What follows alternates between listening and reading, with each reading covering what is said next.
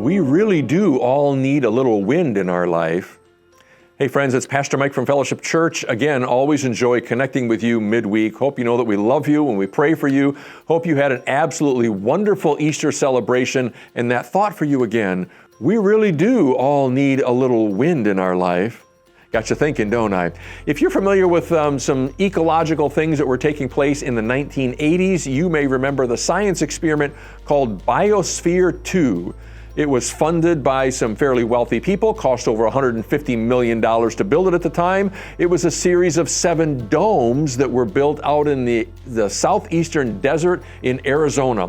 The idea behind Biosphere 2 was to eliminate a lot of kind of the pollutants of the world. It was a way of bringing together this ecological little system underneath a series of domes. Again, there were 7 domes there.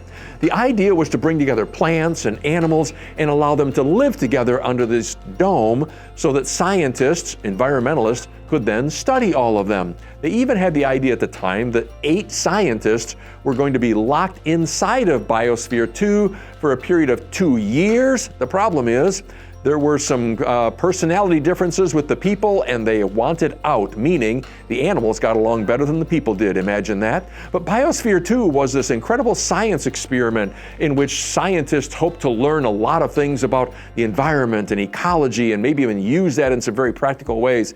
But there were some things, of course, that popped up over time in Biosphere 2 that the scientists weren't expecting. For example, the trees were dying. Some of them were dying and they were standing up. Some of the trees died and fell over. And of course, the scientists were looking for all kinds of weevils or other insects or some kind of a disease that got to the trees. What they discovered over time is that the trees died because there was no wind. There was no wind inside of Biosphere 2, and the trees needed wind. The wind is what caused the trees to extend their roots down deep. It's what kept the trees standing up properly. And without the wind, the trees developed a very shallow root system, and they fell over. Literally, as the trees grew, they became top-heavy and just fell over. The trees needed wind to thrive. Even though when you watch the trees on a windy day, they're blowing around a lot. No. Trees need wind to build deep roots. You already know where I'm going with this, don't you? James chapter 1, consider it pure joy, brothers and sisters, when you face trials of many kinds, because the testing of your faith builds perseverance. Friends, you need a little wind in your life. You and I don't like windy days, that is, days when we face trial or something that feels uncomfortable to us. But friends, you and I need wind in our life, because those seasons of wind force us to put our roots down deeper, and it gives us something stable, something to build on. In fact, people who avoid wind at all cost ultimately become fairly immature Christians, because the perseverance that you and I need in our faith, it only comes through trials. And if you avoid trials of every kind, if you try to live in a biosphere, spiritually speaking, you'll miss the wind, but you'll also miss that stability that comes from putting down roots.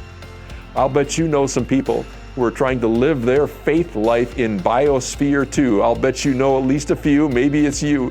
But friends, life doesn't work that way. We're going to face our trials. How we deal with those trials says a lot about us and our faith. But that wind, it's helpful for developing perseverance. It helps us develop a better root system.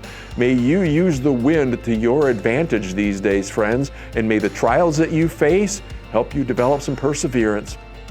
Friends, I hope that makes sense to you. It's something that I've been thinking a bit about lately. May the testing of your faith develop perseverance. Just know that we love you. We pray for you. Hope you're having a wonderful spring season. Take care. God bless. Bye-bye.